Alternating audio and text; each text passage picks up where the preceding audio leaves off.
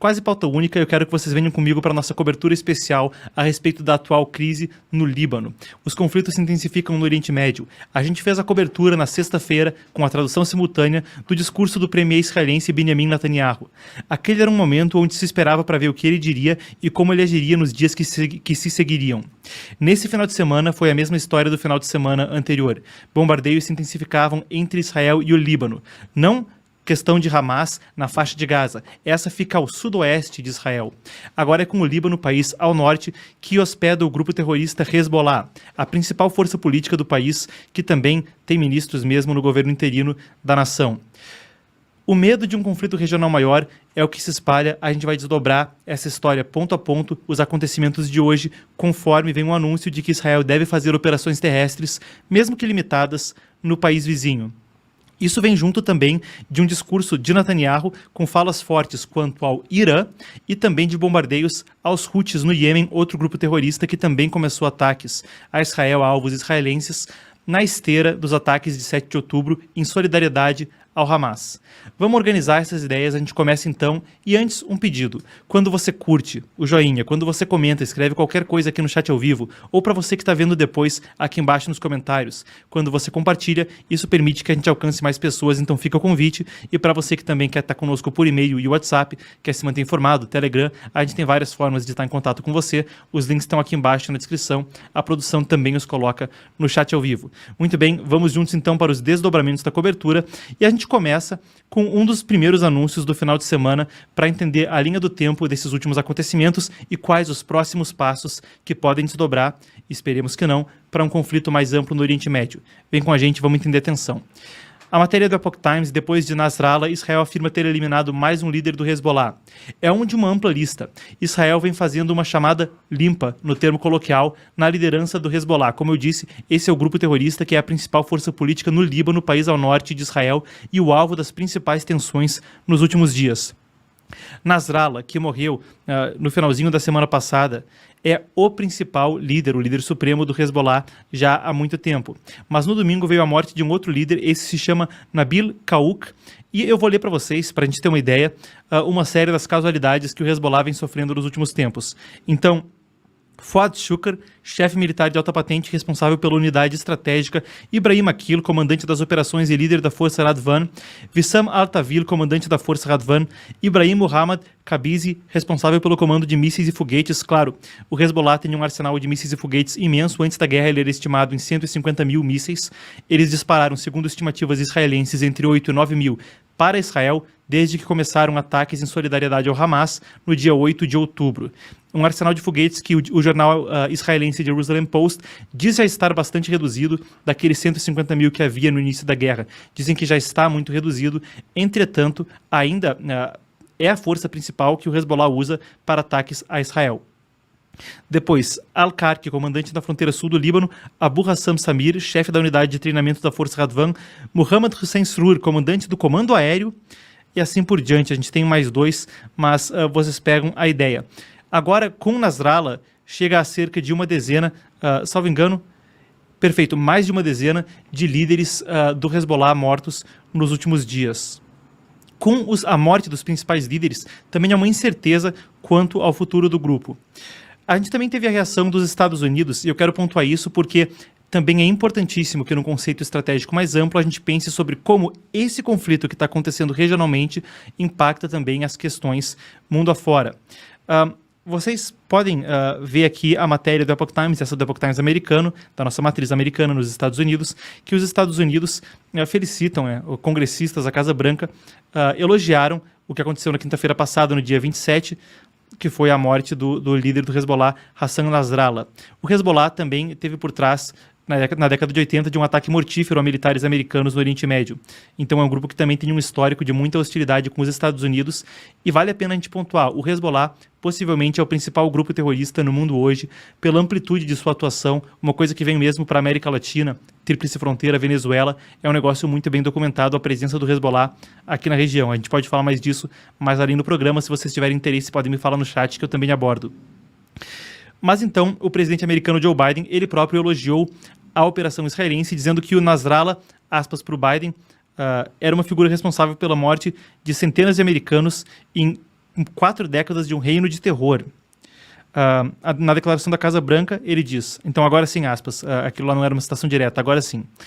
Hassan Nasrallah, e o grupo terrorista que ele liderou, o Hezbollah, foram responsáveis pela morte de centenas de americanos. A sua morte de um ataque aéreo israelense é uma medida de justiça para suas muitas vítimas, incluindo milhares de americanos, israelenses e libaneses.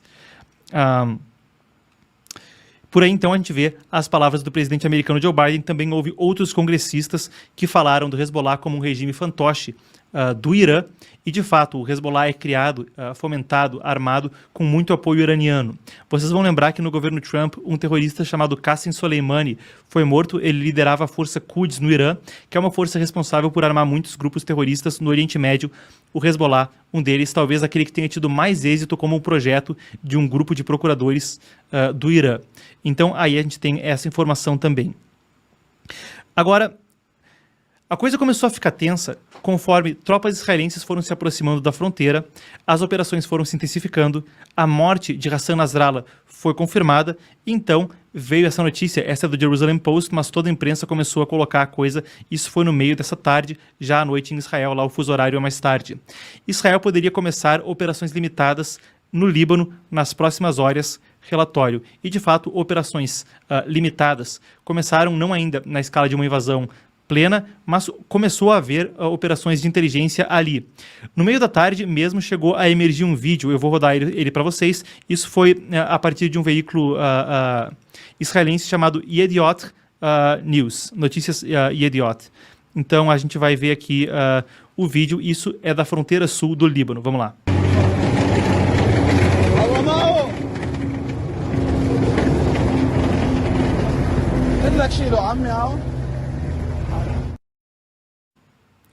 Muito bem, então foram vídeos de militares do sul do Líbano se retirando já em preparação, já recuando preventivamente antes de uma possível invasão israelense. Chegou mesmo a haver um pronunciamento a respeito de pararem vindo de Israel, a respeito de, olha, parem de colocar as imagens do que está acontecendo na fronteira sul, muitos veículos de imprensa estavam colocando e eles falaram que os boatos estavam mesmo gerando uma interferência na operação das tropas, então pediram para que veículos israelenses e mesmo parlamentares israelenses cessassem a especulação online. Mas seja como for, veio um telefonema de Joe Biden para Netanyahu pedindo que ele não invadisse o sul do Líbano, a gente tem aqui a manchete, então Biden pediu a Netanyahu que não invadisse o sul do Líbano, mas seja qual for o caso, independentemente da posição americana, e vale a pena a gente destacar, Biden deu a Netanyahu, já estava combinado como parte de um pacote de auxílio para países estrangeiros no Congresso dos Estados Unidos, um pacote de auxílio de 95 bilhões no total, que envolve apoio não só para Israel, mas também para Taiwan e Ucrânia. Mas nessa última visita aos Estados Unidos, foi divulgado, foi noticiado um apoio na casa dos 3 bilhões, além da contribuição anual que os Estados Unidos fazem para a defesa de Israel, mas mais 3 bilhões em meio ao conflito. Então, há um peso maior, logo na sequência desse evento, de um telefonema de Joe Biden. Biden disse para Netanyahu, aspas, eu estou mais ciente do que você pode saber e eu estou confortável com eles parando de fazer isso. Ele disse sobre os planos no Líbano, então, o presidente americano Joe Biden. Mas a coisa não foi suficiente para impedir, depois foi confirmado, a gente tem aqui a manchete, essa do Epoch Times, Israel declarou a zona próxima da fronteira como uma zona militar fechada, não foi a fronteira inteira, foram algumas zonas específicas, e depois foi confirmado que haveria operações militares com tropas no chão, não somente os bombardeiros aéreos que vinham ocorrendo, mas a escala das coisas foi dada como limitada.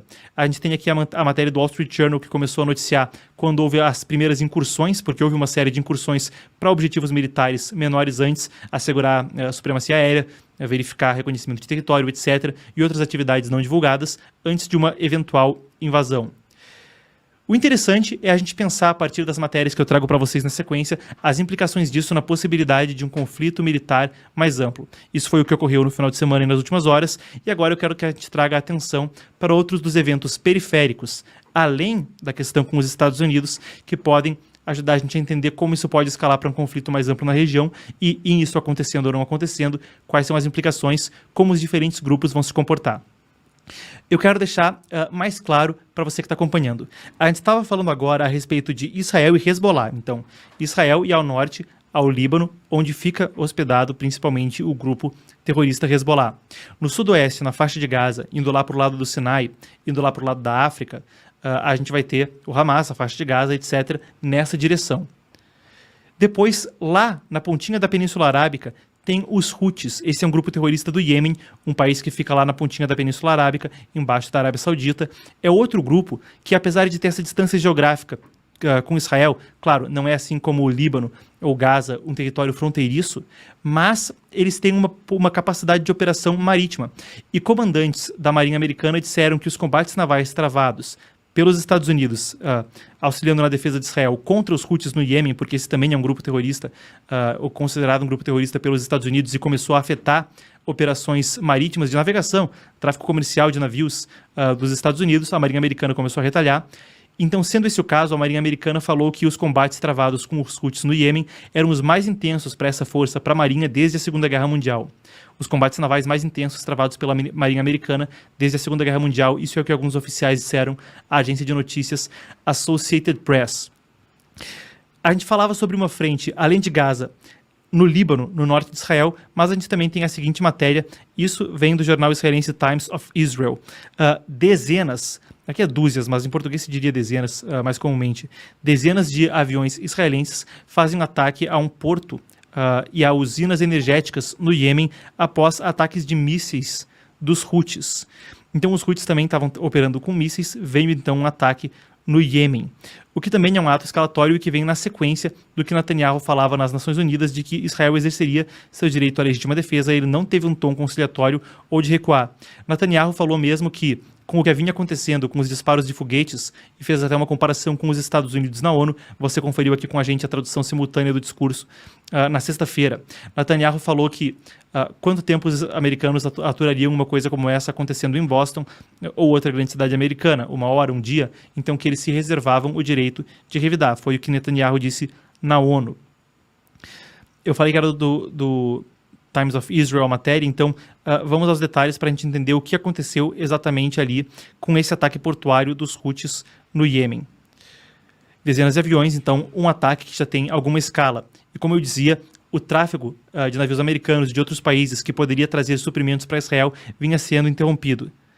Então, isso vem dias depois de um ataque ao aeroporto Ben Gurion, pelo qual os Houthis reivindicaram a autoria. Agora vem esse ataque portuário e os Houthis dizem que 4 pessoas foram mortas nos ataques. Isso foi no domingo contra a infraestrutura no oeste do Iêmen, que as Forças Armadas de Israel dizem que era utilizada pelos Houthis. É uma resposta aos ataques de mísseis balísticos contra o Estado judeu que foram realizados pelos Houthis. Então a gente citou do aeroporto Ben Gurion. É a segunda vez na história que Israel ataca alvos no Iêmen. Isso vem depois de um outro ataque em julho, vale a gente destacar, pela Força Aérea Israelense no Iêmen também. Naquela época foi porque um drone atingiu um homem em Tel Aviv, num apartamento, num ataque terrorista. Os ataques, como a gente dizia, são 4 mortos e 29 feridos nesse ataque, segundo o Ministério da Saúde lá do Iêmen, mas também com gestão dos Houthis, nesse caso, disse. Foi maior que o em julho, é o maior ataque aéreo de Israel no Iêmen na história, só tem 2, o outro foi em julho, esse foi ainda maior.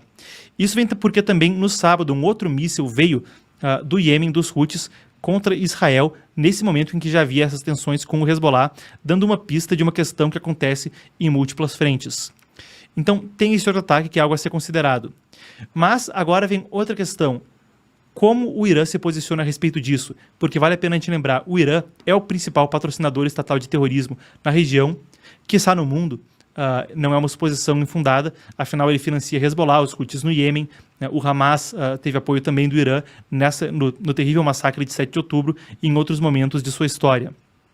A gente tem uma matéria interessante também para compor isso, essa do jornal Times of Israel, que pontua que a liderança do Irã está profundamente dividida depois da morte de Hassan Nasrallah, aquele líder supremo do Hezbollah, sem saber como responder.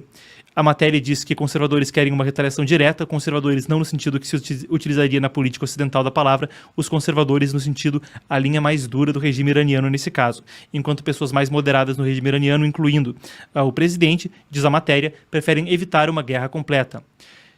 E, conforme a coisa esquenta no Oriente Médio, não parece tão fora de cogitação um conflito numa escala maior. Pelo contrário, parece cada vez mais e mais próximo. Enquanto esse era um temor grande que havia lá no início do conflito, agora ele parece se intensificar mais ainda. Oficiais disseram para o New York Times também, essas declarações vêm, na verdade, do que oficiais disseram ao New York Times, aqui é a matéria do Times of Israel, mas o New York Times publicou primeiro essas declarações sobre qual é a posição do regime iraniano. 4 oficiais, então, ouvidos pelo New York Times, 2 dos quais são membros das Guardas Revolucionárias Islâmicas, que é o grupo principal, o grupo revolucionário, as Forças Armadas ali do Irã, falaram sobre condição de anonimato e disseram que a morte de Nasrallah foi recebida com choque e ansiedade em Teherã. Isso também é algo para a gente discutir. A morte de Nasrallah e uma lista de mais de 10 altos oficiais do Hezbollah é sentida e abre essa vulnerabilidade para operações israelenses como a que a gente vê agora, mas também cria muita incerteza no próprio mundo islâmico como um todo. E aí vem uma fala de Israel que eu quero trazer mais cedo. Eu tenho aqui a fala do release de imprensa que veio mais cedo. Netanyahu falou hoje, em meio a todo esse contexto, quando há operações limitadas anunciadas no Líbano, quando já há mesmo operações de reconhecimento e de preparativos para uma invasão mais ampla acontecendo dentro do Líbano, Israel falou que não há lugar no Oriente Médio onde o braço de Israel não alcance. A gente tem aqui a fala de Netanyahu hoje mais cedo. Vamos lá, eu vou ler para vocês. Eu falo muito sobre os líderes do Irã. Ainda assim, nesse momento importante, eu quero falar com vocês, o povo do Irã. Eu quero fazer isso diretamente, sem filtro, sem intermediários. Todos os dias vocês veem um regime que subjuga vocês, faz discursos inflamatórios sobre defender o Líbano e defender Gaza. Mas ainda assim, esse regime, todos os dias, mergulha a sua região mais fundo nas sombras e mais fundo na guerra. Todos os dias, ainda assim, seus fantoches são eliminados. Pergunte para Mohammad Deif, pergunte para Nasrallah. Então, líderes do Hamas e do Hezbollah eliminados por Israel em dias recentes. E aí sim vem a palavra de Netanyahu. Não há lugar algum no Oriente Médio que Israel não alcance. E fala isso no contexto de ataques agora com tropas já fazendo invasões limitadas no Líbano e com esse bombardeio aos Houthis, esse bombardeio ao Iêmen. Não há lugar onde não iremos, voltando às aspas do premier israelense, para proteger nosso povo e proteger nosso país. Com cada momento que passa, o regime está trazendo para vocês o nobre povo persa. E interessante que ele fala povo persa, uma estratégia que a gente já viu ser utilizada pelo governo Trump anteriormente para a China, quando diferenciava-se o Partido Comunista Chinês do povo chinês, uma decisão de política estrangeira da gestão do Mike Pompeo e do Matt Pottinger, Mao Zedong, alguns dos principais assessores ali, que falava que com a China e com outros regimes totalitários você separa o povo do regime e isso impede a narrativa de que está ofendendo o povo, de que é os imperialistas contra vocês. Uma estratégia da política exterior americana, então, que a gente vê agora Netanyahu utilizar. Com cada momento que passa, o regime está trazendo vocês, o nobre povo persa, mais perto do abismo. A vasta maioria dos iranianos sabem que o seu regime não liga nada para eles. Se eles ligassem para vocês, eles parariam de gastar bilhões de dólares em guerras fúteis por todo o Oriente Médio e começariam a melhorar as vidas de vocês. Imaginem se toda a vasta grana, o vasto dinheiro que o regime gastou em armas nucleares e guerras no estrangeiro fosse investido na educação de seus filhos, melhorando sua saúde e construir a infraestrutura, esgoto, hidrovias, a água e tantas outras coisas que a sua nação precisa. Imaginem isso. Mas vocês sabem de uma coisa simples, os tiranos do Irã não ligam para o seu futuro, mas vocês ligam. Quando o Irã finalmente estiver livre, e esse momento vai vir muito mais breve do que as pessoas imaginam, tudo será diferente. Nossos povos ancestrais, judeus e persas, finalmente estarão em paz. Nossos dois países, Israel e Irã, estarão em paz. Quando esse dia chegar, a rede de terror que o regime criou em 5 continentes estará falida, será desmembrada.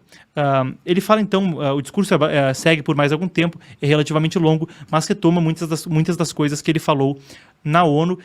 Mas agora traz 2 questões-chave. Fala primeiro que não há lugar no Oriente Médio que Israel não alcance, conforme ele bombardeia pela segunda vez na história o Iêmen, conforme ele prepara uma invasão terrestre, mesmo que limitada, do Líbano, já com tropas tendo cruzado a fronteira, já com os bombardeios que houve em Beirute, com a morte de Hassan Nasrallah recentemente. Então uma mensagem muito forte e que também traz um tom quanto ao envolvimento do Irã e quanto ao que pode acontecer nos próximos dias, uma demonstração de força que Netanyahu faz, mesmo com o boicote que houve na ONU.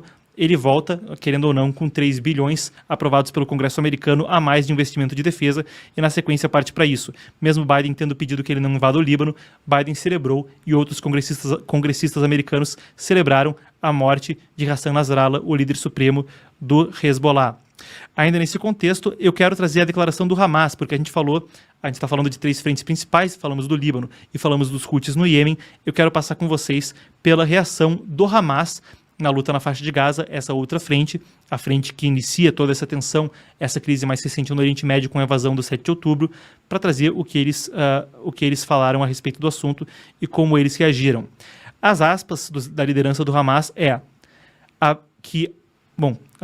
o assassinato de Nasrallah, que a citação é incompleta, abre uma nova fase de vingança sagrada. Eles começam por aí e reiteram que estão resolutos em seguir intensificar ações a partir do incidente. Então a gente tem aí a perspectiva que vem a partir do Hamas. Claro, tem muito para a gente discutir a respeito do assunto, e é um assunto vasto. Há também uma perspectiva histórica, e sempre que a gente fala do assunto, ela existe. Eu vou convidar vocês a conhecer mais a respeito do assunto, mais do que a gente conseguiria abordar nessa live. A gente tem um produto premium para vocês, onde a gente aborda a raiz do terrorismo islâmico, o terrorismo islâmico moderno e como ele surgiu. Isso é um mini documentário produzido pelo Epoch Times, que se junta a outras produções sobre Oriente Médio que você pode conhecer na nossa plataforma de streaming, a Epoch TV Brasil.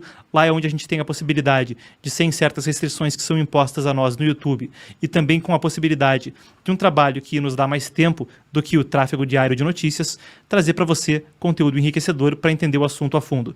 Eu vou trazer para vocês um breve informativo a respeito e a gente já volta para continuar falando de Líbano, Israel e invasão, e eu também quero pincelar com vocês eleições americanas e um caso curioso a respeito da ONU e seus laços aos funcionários do Hamas, aos terroristas do Hamas, que emergiu conforme houve essa última morte no final de semana. Vamos lá.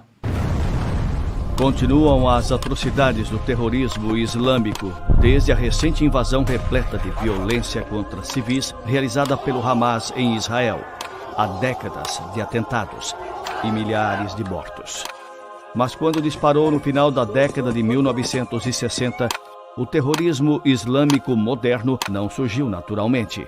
Foi um produto do movimento comunista internacional sob a liderança da KGB, o Serviço de Inteligência da União Soviética. Qual a fonte disso? Essa é a confissão do tenente-general Ion Mihai Pachepa, o desertor de mais alta patente a sair do bloco soviético. Ele era o líder do Serviço de Inteligência Estrangeira da Romênia comunista e comandava operações de desinformação.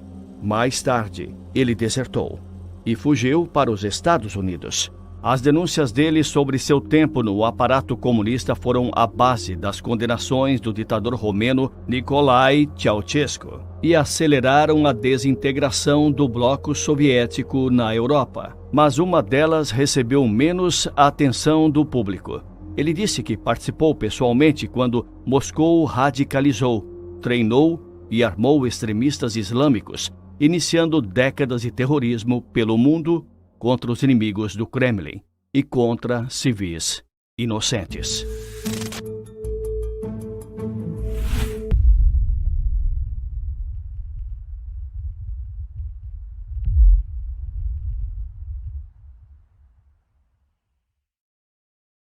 Bem, fica o convite, então, você que quer conhecer a Epoch TV Brasil, epochtv.com.br, lá é onde você pode assistir a Origem do Terror e muito mais conteúdo excelente sobre o Oriente Médio. O link vai estar, e sobre outros assuntos, é vasto o nosso conteúdo premium, você pode acessar pelos links na descrição e no chat ao vivo, a produção deve estar bombardeando agora, fica o convite.